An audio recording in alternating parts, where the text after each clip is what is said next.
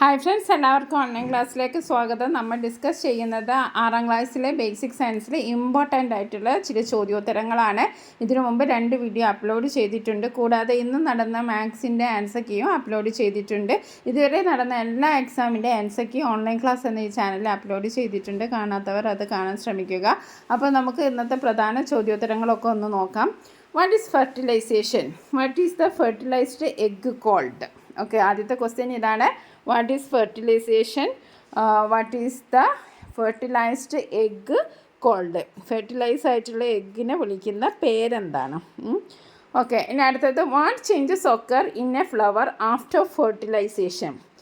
ഫെർട്ടിലൈസേഷന് ശേഷം ഒരു ഫ്ലവറിൽ ഉണ്ടാകുന്ന മാറ്റങ്ങൾ. മെൻഷൻ എനി 3 ചേഞ്ചസ്, ഏതെങ്കിലും 3 ചേഞ്ചസ്.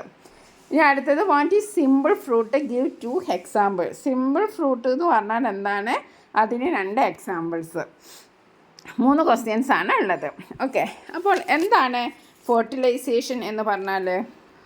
ഫെർട്ടിലൈസേഷൻ എന്ന് പറഞ്ഞാൽ is the process in which the mail gamut fuses with the egg.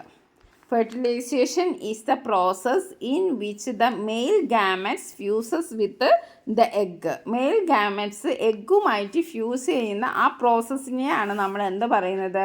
Fertilisation എന്ന് പറയുന്നത്. ഓക്കെ, അപ്പോൾ ഫെർട്ടിലൈസേഷന് ശേഷമുള്ള ആ എഗ്ഗിന് എന്താണ് പറയുക?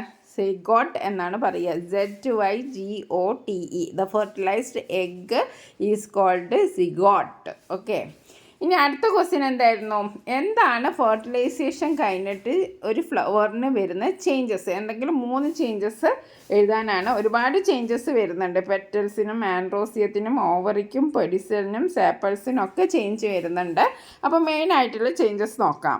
Petals and androecium wither off. എന്താണ്? Petals and androecium wither off. Okay, wither off ചെയ്യുന്ന 2 ഭാഗങ്ങൾ ഏതൊക്കെയാണ്? പെറ്റൽസും അതേപോലെ ആൻഡ്രോസിയം. ഓവറി എന്താ ചെയ്യുന്നത്? Ovary develops into fruit. ഫ്രൂട്ടായി മാറുന്ന എന്താണ്? ഓവറിയാണ്. ഇനി ഇമ്പോർട്ടൻ്റ് ആണ്, സീഡായിട്ട് മാറുന്ന എന്താണ്? ഓവ്യൂളാണ്. ഓക്കെ, ഓവറി ഫ്രൂട്ടായി മാറുന്നു, ഓവ്യൂള് സീഡായിട്ട് മാറുന്നു.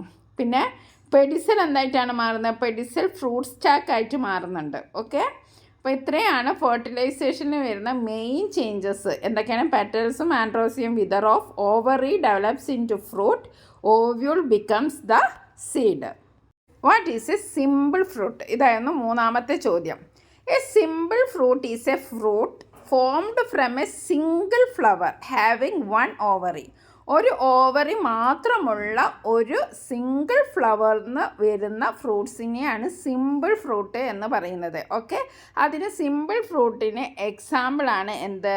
മാംഗോയും ടൊമാറ്റോയും. That is 1 fruit is coming from 1 flower. Okay, mango, grape, tomato, pumpkin, brinjal, bitter gourd, ladies finger, rice, pea, amaranthus, ഇതൊക്കെ എന്തിന് ഉദാഹരണമാണ്?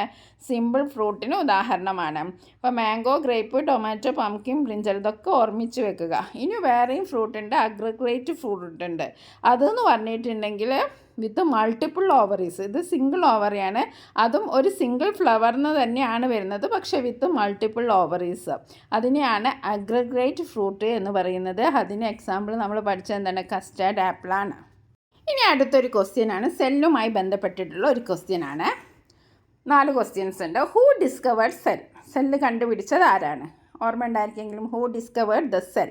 രണ്ടാമത്തെ question. Which part controls the entire cell? മുഴുവൻ സെല്ലിനെയും കൺട്രോൾ ചെയ്യുന്ന ഒരു പാർട്ടുണ്ട്, അതെന്താണ്?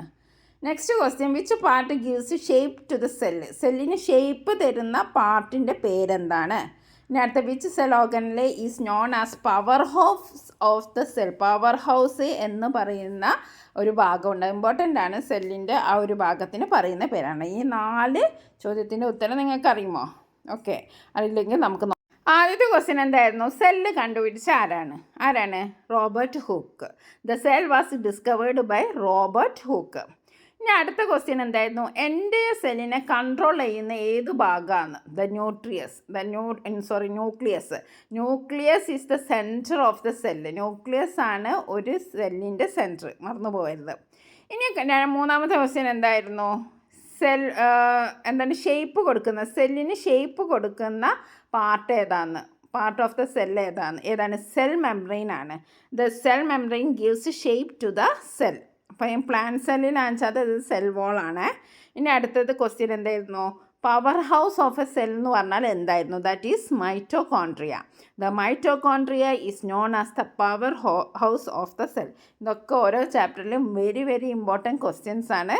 ഓക്കെ, ഇനി നമുക്ക് അടുത്ത വീഡിയോ കാണാം. താങ്ക്